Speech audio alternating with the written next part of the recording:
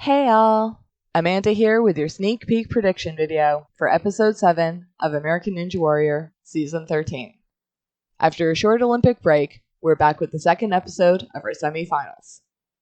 I was unable to catch Megan Martin calling the sports climbing, nor am I subscribed to Peacock, so I did not get to hear Matt Knockbar's coverage either. I bet they would have been great though.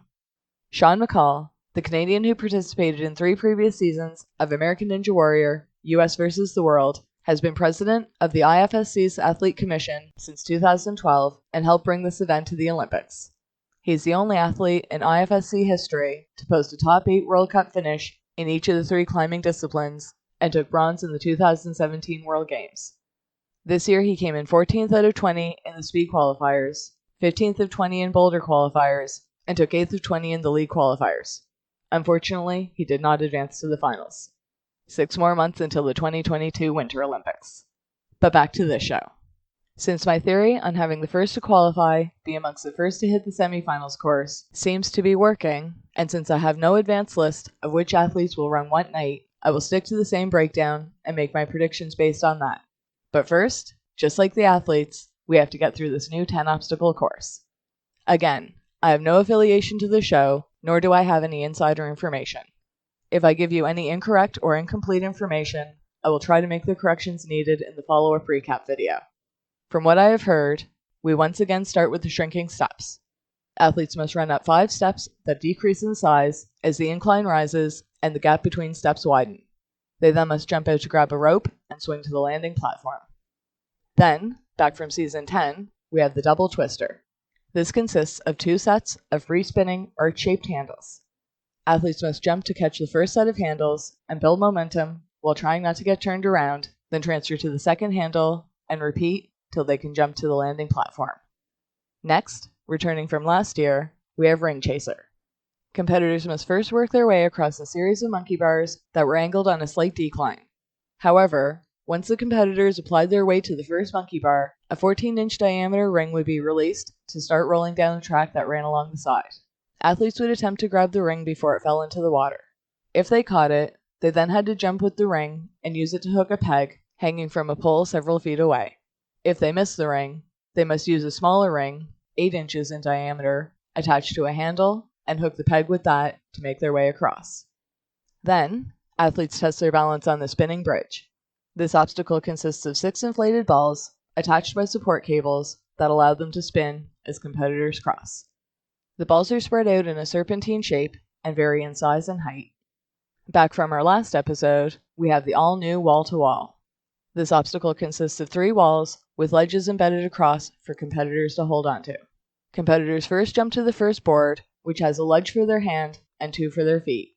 They must turn the board 180 degrees, then jump out to the second board, which is smaller, with only 1 ledge for their hands and now only 1 for their feet. Once they turn the second board 180 degrees, they then must jump sideways to catch a third small ledge, which they would hang from by their hands only. And if that wasn't hard enough, when athletes grab that last small ledge, their weight causes the entire ledge to drop 8 inches, and they must hold on to the drop and sudden stop before dismounting to the landing platform. Then, as always, we have the warped wall. Athletes must scale up a 14.5-foot warped wall to proceed to the back half of the course. The mega wall is no longer in play, and I'm looking forward to our next warped wall height increase. And like years past, we start the back half of the course with the salmon ladder. Always a staple to the show, athletes must thrust a bar up rungs to raise themselves to the top of the ladder. From there, they reach out to another brand new obstacle.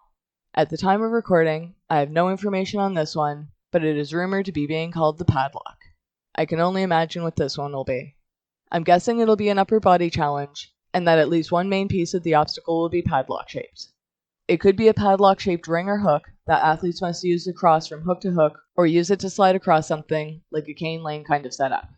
I even looked up basic meanings for padlocks to try to spark some ideas, but when I read that it was a detachable lock that hangs freely from its shackle that can be used to secure something, I got more confused than anything. The way a padlock opens makes me think some part of the obstacle is going to drop or swing from a hinge, but that seems dangerous. I am thinking it may be a combination of both, but I cannot work out a way that would make sense. Opening something, then using it to make their way across something. Maybe multiple times? I can't wait to see how this one works. And if you guys have any ideas or theories on this one, please feel free to share your best guess. Obstacle 9 for the semifinals will be the split decision, but at the time of recording, I do not know what the two choices will be. Last time, we had the choice between a modified tuning forks, which consists of 3 V-shaped boards angled on an incline that increase in size and that would pivot when competitors stepped on them. The other choice was the all-new inverter, which consisted of 2 tilting boards, the first starting in a horizontal position. Athletes had to use the sides of the board, and then eventually, ledges embedded along the board to keep their balance as the board twisted and turned, kind of like a moving cliffhanger.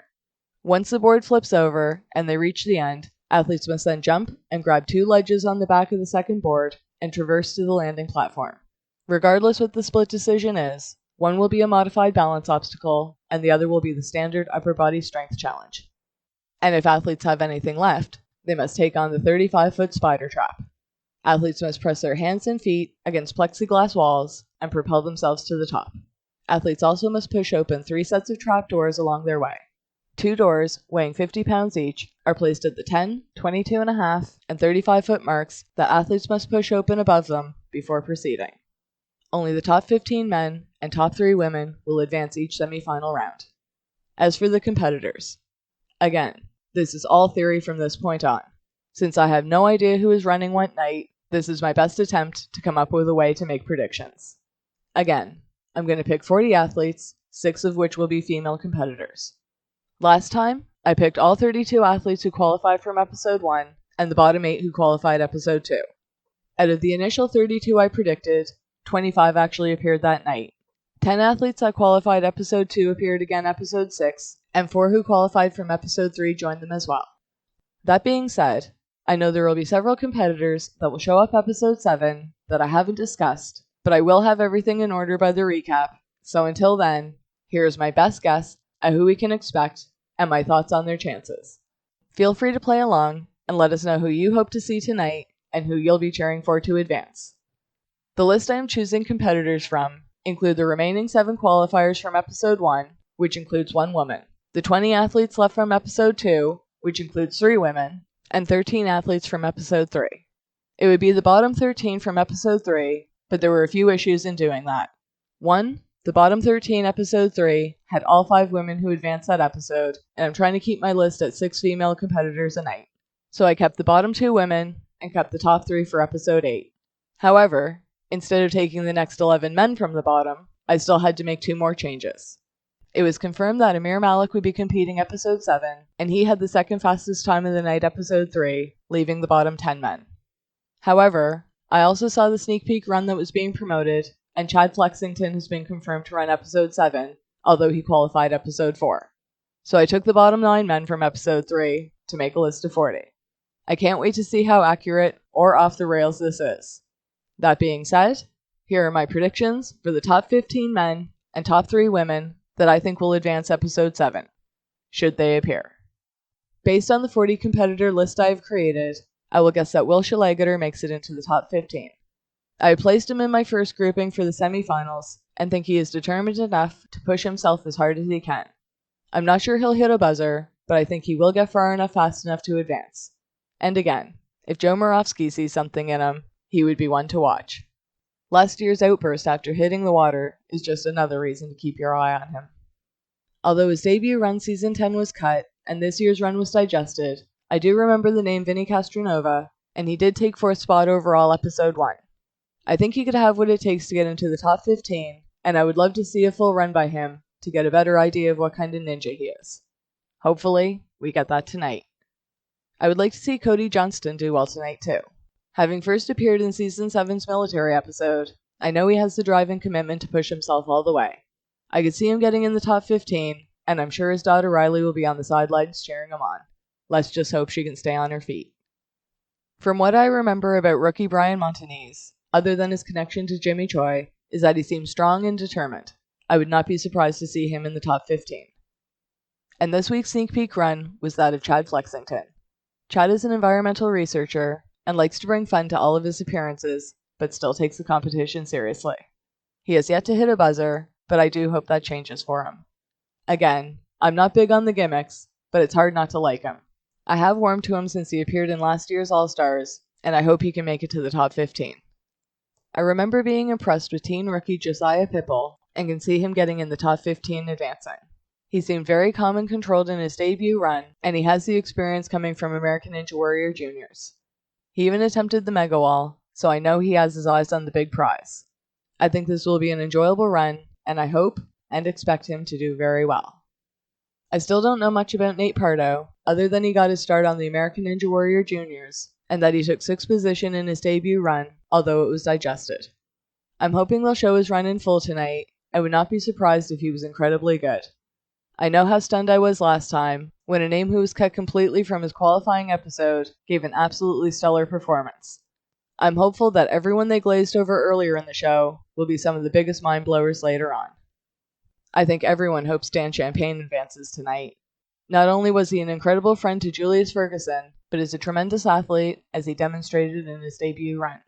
I can see him making the top 15, and I will be cheering for him whenever he runs. And since I will now be connecting Dan Champagne to Julius Ferguson in my mind, I will assume that they will run the same night. I've been looking forward to getting to see more from Julius since he was basically wiped from last season due to who invited him. I hope they both do well tonight and can go to Vegas together. I'm not sure if Caden Lebsack will run tonight, but whenever he does, I would be stunned if he did not advance. Lots of ninjas are talking about this young rookie, and Jake Murray is his biggest fan, calling Caden the best ninja in the world.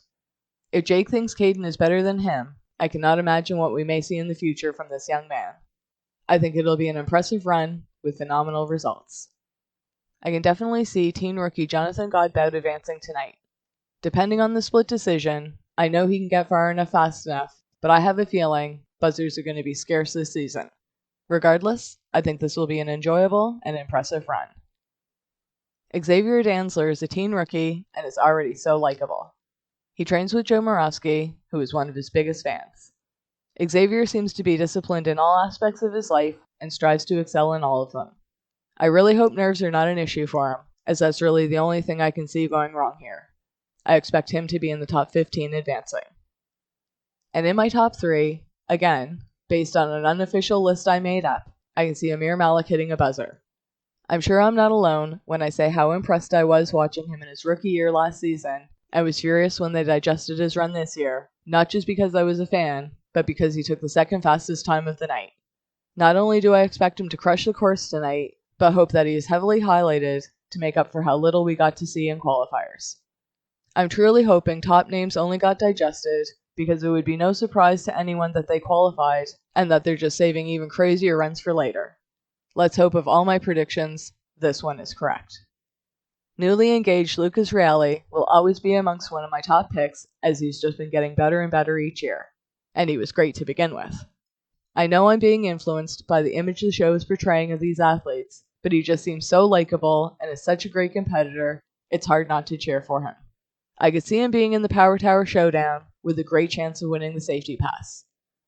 But my top pick for tonight, like most any other night, is the weatherman, Joe Morawski. Joe is confirmed to be running tonight, but I would place him at the top of any leaderboard regardless. I can also see him at the Power Tower Showdown, but if my list is correct, or even if half of these athletes appear, the possibilities for contenders to the Power Tower is endless. I think Amir has a better than good chance of getting there, as well as several of the teens. The shakeup in competition this year is really making things interesting, and I can't wait to see how it plays out.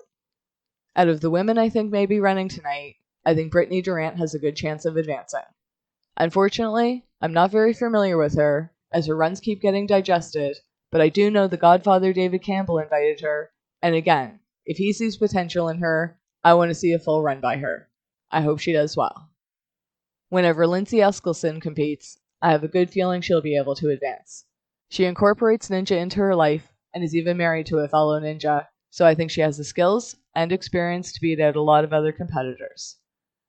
I do know that Sandy Zimmerman is confirmed to run tonight, and I would be stunned if she did not advance.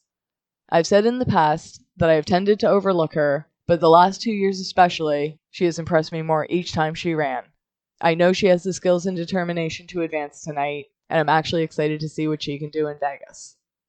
Others I could see running, but not advancing, include Dan Wentworth, Brian Billenmeyer, Jeremy Clark, Jamie Chan, True Becker, Mike Beadle, Vincent Payne, DC Banks, Jose Gomez, Francisco Baraja, Lenny Lopez, Tony Miles, Glenn Davis, Todd Burgos, Brad Giles, Bob Reese, Josiah Singleton, Ben Whitlow, Josh Wegg, Sophia Lavallee, Heather Weisinger, and Kara Mack.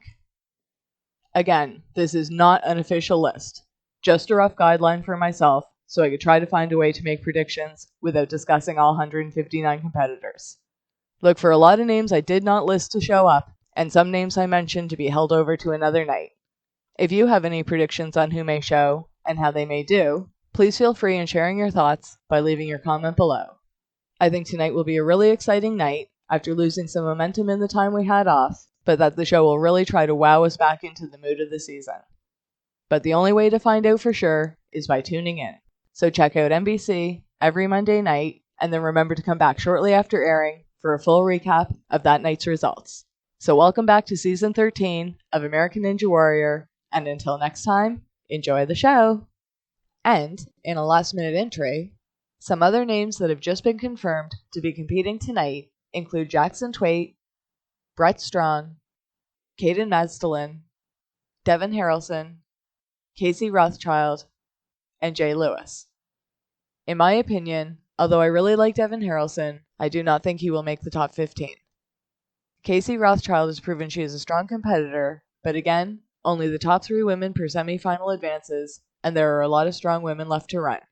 I would not be surprised, however, if she did advance. And although Jackson Twait is a cat person and one of the only athletes to conquer the Mega Wall this season, I'm not sure he'll make the cut. I hope I'm wrong. I wouldn't be surprised to see Caden Madsdalen make the top 15, and I'm looking forward to seeing his run. I think Jay and Brett have excellent chances at advancing and even taking on the Power Tower. I think Jay Lewis is a natural on the course and makes it look effortless due to how much fun he's having. Brett Strong may be a teen rookie, but he's only one of 4 athletes to hit a Mega Wall this season. I expect to see him on the leaderboards. So again, until next time, enjoy the show!